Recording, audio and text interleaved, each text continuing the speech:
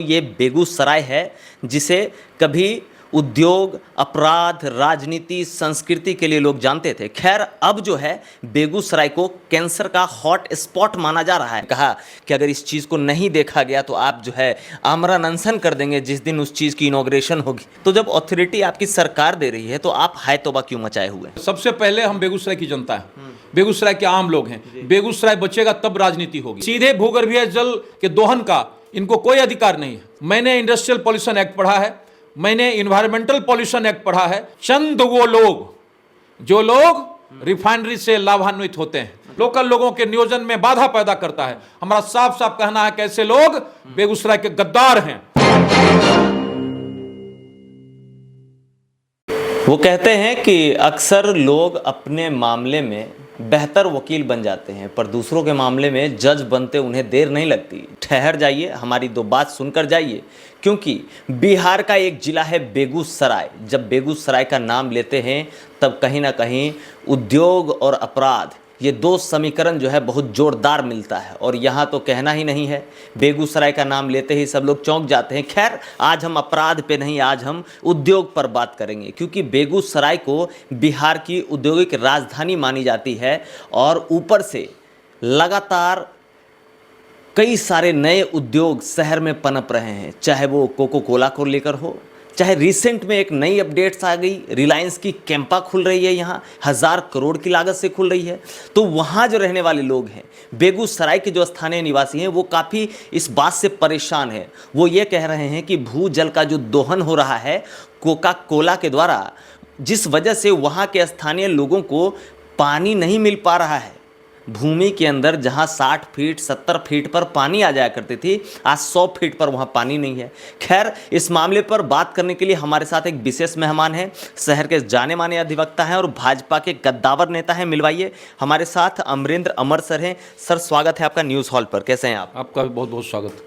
Sir मामला तूल पकड़ता जा रहा है, सोशल मीडिया पे तमाम लोग अपनी प्रतिक्रियाएं दे रहे हैं। आपका भी एक रोचक प्रतिक्रिया हमने वहां देखा। आपने कहा कि अगर इस चीज़ को नहीं देखा गया तो आप जो है आमरण अनशन कर देंगे जिस दिन उस चीज़ की इनॉग्रेशन होगी। ऐसा क्यों? मेरा शुरू से मानना है कि भूगर्भीय जल का संरक्षण जरूरी है। 50 और 60 के दशक में बिहार के प्रथम मुख्यमंत्री श्री कृष्ण सिंह ने जो इंडस्ट्रीज लगाई, चाहे वो एनटीपीसी था, चाहे वो फर्टिलाइज़र था या रिफाइनरी था, उसमें एक बड़ा विजन था। वहाँ पर लाया गया कि इंडस्ट्रियल वाटर जो औद्योगिक जल है उसका गंगा से लाना और फिर उसका औद्योगिक उपयोग करके फिर रिसाइकिल करके गंगा में डाल देना। ठीक है जी। इसी तर्ज पर हमारा फर्टिलाइज़र बना, इसी तर्ज पर हमारा रिफाइनरी बना और अभी आधुनिक रूप से एनटीपीसी और हर्ल जो है इसी का प्रयोग कर रहा है। पहली बार यहाँ पर पेप्सी आई। पेप्सी ने सीधे इंडस्ट्रियल वाटर का उपयोग, जो कि उसका मूल वाटर, उसका मूल मिनरल्स है, उसको उसने भूगर्भीय जल का सीधा दोहन शुरू कर दिया।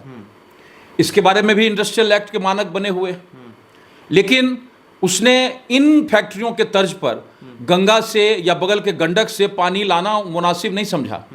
उस समय की जो भी परिस्थितियां रही होगी, लाइसेंस उसको मिला। अब इसके बारे में 1 महीना पहले हमने बेगूसराय के जिलाधिकारी महोदय से उनके चेंबर में जाकर मिलकर आपत्ति जताई थी कि भूगर्भीय जल का जिस रूप में दोहन हो रहा है और जिस रूप में बेगूसराय में प्रदूषण बढ़ रहा है, उसमें इंडस्ट्रीज आए, इंडस्ट्रीज का स्वागत है। विकास को कोई रोकना नहीं चाहता, हर एक आदमी चाहता है कि हमारे यहाँ विकास के अवसर आए, लेकिन जो मानक बने हुए हैं इंडस्ट्रियल एक्ट में, जो भूगर्भीय जल के प्रोटोकॉल्स बने हुए, उसके विपरीत एक तो पेप्सी उसका दोहन कर रहा है, दूसरी तरफ कैंपा कोला। आपको मैं संक्षेप में बता दूं कि दक्षिण भारत की तमाम राज्य, चाहे वो तमिलनाडु हो चाहे केरला हो, इन बेवरेज कंपनियों को, इन पेप्सी कोला को बाइकआउट करके भगा दिया। कारण स्पष्ट था कि वो भूगर्भीय जल के संरक्षण को चाहते थे और वो रिसाइकलिंग करने के लिए तैयार नहीं था। ठीक इसी तर्ज पर जब वहां से भगाया गया तो ये हरियाणा के बेल्ट में, गुड़गांव के बेल्ट में, नोएडा के बेल्ट में इन्होंने फैक्ट्रियां लगाई। वहां के लोगों ने भी यही कहा कि आप जो इंडस्ट्रियल एक्ट में है कि इंडस्ट्रियल वाटर का प्रयोग आप जलाशयों से कीजिए, गंगा से कीजिए, जमुना वहां था वहां से करिए, लेकिन ये सीधे भूगर्भीय जल को लेना चाहते हैं।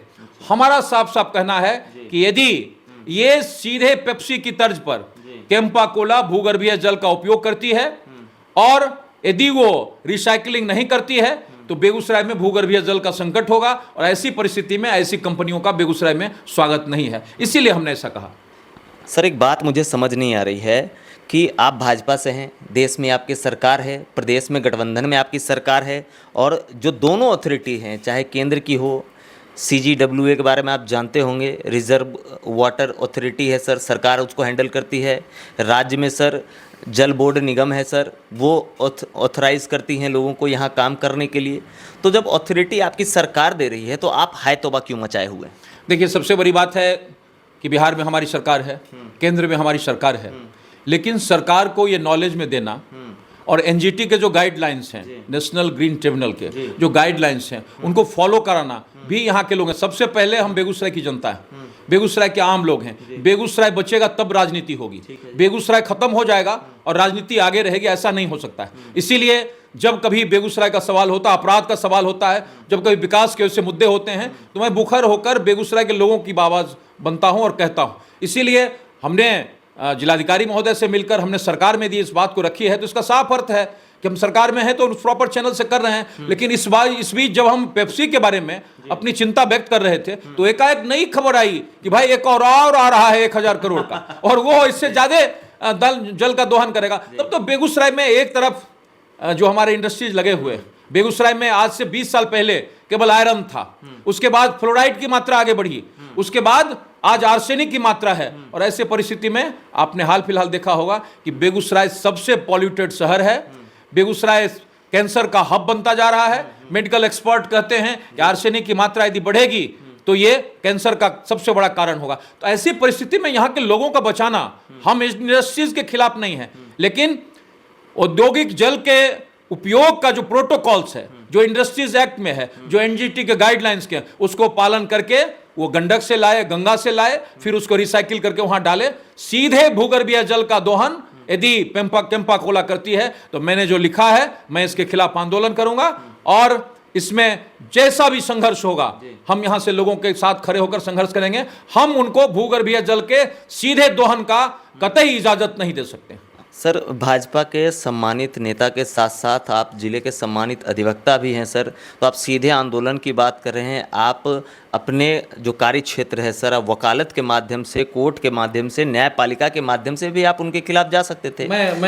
अगर मैं बात करूं सर कि संविधान के अनुच्छेद 2148 लॉज ए, और उतना ही नहीं, जल प्रदूषण नियंत्रण अधिनियम 1974 के तहत भी आप उनके खिलाफ जा सकते हैं, क्योंकि अगर कोई बड़ा प्लांट जो जल का दोहन कर रहे हैं तो सरकार और संविधान की गाइडलाइन है सर कि आप जितना जल भूमि से निकाल रहे हैं उससे ज़्यादा आपको वहाँ रिचार्ज करना है, वापस उसको लौटाना है। और मुझे नहीं लगता सर कोको कोला वालों ने जो खोल कर रखा हो वहाँ कोई ड्रेनेज सिस्टम या किसी भी तरह की वर्षा के जल को भी वो रख रहे हैं अपने पास, मुझे ऐसी कोई सुविधा वहाँ दिखती नहीं है।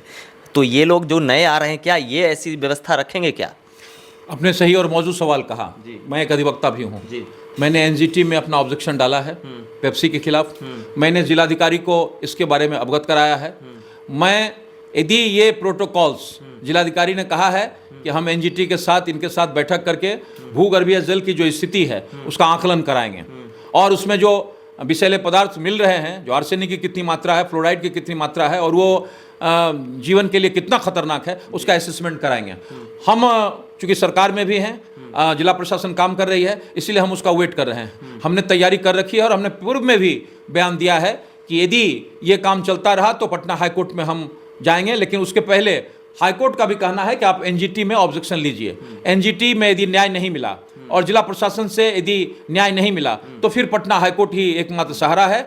और जो मैंने आंदोलन का कहा वो जागरूकता का अभियान है। मुझे पता है कि सीधे भूगर्भीय जल के दोहन का इनको कोई अधिकार नहीं है, इनके प्रोटोकॉल्स बने हुए हैं। मैंने इंडस्ट्रियल पॉल्यूशन एक्ट पढ़ा है, मैंने इन्वायरमेंटल पॉल्यूशन एक्ट पढ़ा है, मैंने वाटर पॉल्यूशन एक्ट पढ़ा है, और उसके आधार पर इनके प्रोटोकॉल्स बने हुए हैं। रिसाइकलिंग की बात 1950 और 60 में श्री बाबू जैसे विजनरी जब परमिशन दिया गया रिफाइनरी को, तो वो गंगा से जल लाते हैं, हर गंगा से जल ला रहा है, जो हाल फिलहाल में बना है। और ये पेप्सी कौन सा है कि भाई सीधे भूगर्भीय जल का उपयोग कर रहा है। इसीलिए मैं कानून का भी सहारा लूंगा और लोगों का भी समर्थन चाहूंगा, साथ साथ जिला प्रशासन और सरकार को भी आगाह करूंगा कि भूगर्भीय जल के सीधे दोहन से बचा जाए, नहीं तो बेगूसराय में जो जल स्तर गिरता जा रहा है और साथ ही साथ जल स्तर में जो व्यापक प्रदूषण हो रहा है, विषैले पदार्थ जा रहे हैं, उससे बेगूसराय के लोगों और आसपास के लोगों को भारी खतरा है। आखिरी सवाल सर, देखिए कारखाने तो सर लगने ही हैं और लग ही रहे हैं, हो ना हो 1000 करोड़ का निवेश केम्पा कोला में भी अगर बेगूसराय में हो जाता है, कारखाने खुल जाते हैं, मगर सबसे बड़ा मौजूद सवाल है सर बेगूसराय की आबो आवाम और यहाँ के युवाओं की, कि जितने भी नए कारखाने आ रहे हैं या पुराने ही जो लोग यहाँ मौजूद हैं जो प्रदूषण देते हैं, हमें फ्री में कैंसर दे रहे हैं, वो रोज़गार नहीं देते सर हमारे यहाँ के स्थानीय साथियों को। इसके लिए आप लोग क्यों नहीं कुछ करते हैं? आपने बहुत मौजूद सवाल कहा।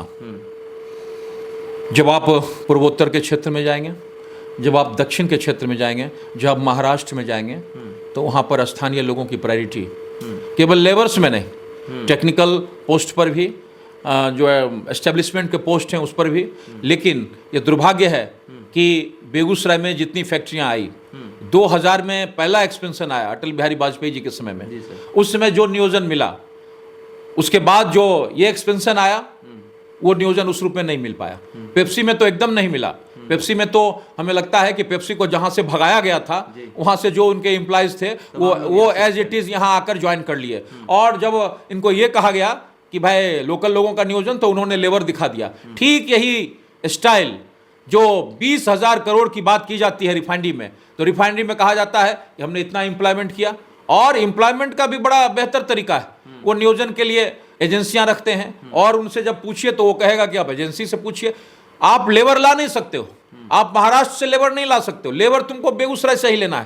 तो नियोजन के नाम पर लेबर के रिकॉर्ड दिखा दो, और जब टेक्निकल पोस्ट पर कहा जाए, जब अन्य जो एक्सपर्ट के हैं एस्टेब्लिशमेंट के पोस्ट पर कहा जाए, तो तुम अपने बाहर से कर्मचारी लेकर आओ। इसीलिए ये बात चलने वाली नहीं है। और चंद वो लोग जो लोग रिफाइनरी से लाभान्वित होते हैं, चंद वो लोग, मुट्ठी भर लोग, जिन लोगों ने रिफाइनरी के एक्सपेंशन में लूटा है, वे लोग इसके संरक्षक बने हुए। मैं आपको स्पष्ट रूप से बताऊं कि वो लोग कंपनी के संरक्षक हैं। इसीलिए ये बात आने वाले दिनों में ये बात भी आएगी कि कौन कौन रिफाइनरी का बड़ा संवेदक उन कंपनियों का संरक्षक बना हुआ है और लोकल लोगों के नियोजन में बाधा पैदा करता है। हमारा साफ साफ कहना है कि ऐसे लोग बेगूसराय के गद्दार हैं, और यदि वे इसी तरह से काम करते रहे तो एक बार बेगूसराय जगेगा।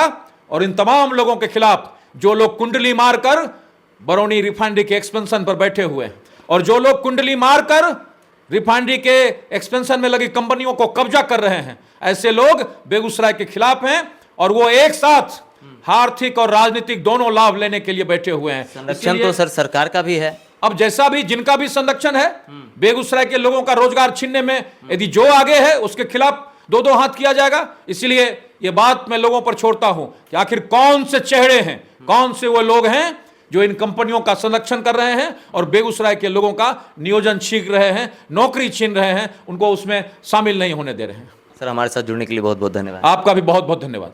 तो आप सुन रहे थे अधिवक्ता अमरेंद्र अमर जी को, जो भाजपा के नेता भी हैं। इन्होंने सीधे तौर से कहा कि ये मामला यहाँ थमने वाला नहीं है, ये आंदोलन आगे जाकर और भी बृहद होगा। खैर हमारे जो दर्शक हैं, मैं उनको बता देना चाहता हूँ, ये बेगूसराय है जिसे कभी उद्योग, अपराध, राजनीति, संस्कृति के लिए लोग जानते थे। खैर अब जो है बेगूसराय को कैंसर का हॉट स्पॉट माना जा रहा है। खैर इसके पीछे के लोग कौन हैं, इसके पीछे की इंडस्ट्रीज़ कौन है जो यहाँ कैंसर फैला रही है। खैर यहाँ अब कैंसर अस्पताल भी खुलेगा, तो आप चिंता मत करिए, उस प्रदूषण से खुद में कैंसर उत्पन्न कीजिए और उसके बाद सरकार के उस अस्पताल का मजा लीजिए। खैर आपकी क्या राय है कमेंट करके बताइए, और लगातार बने रहिए द न्यूज़ हॉल के साथ। मैं हूँ अविनाश भट्ट, फिर हाजिर हूँ आपकी सेवा में। नमस्कार।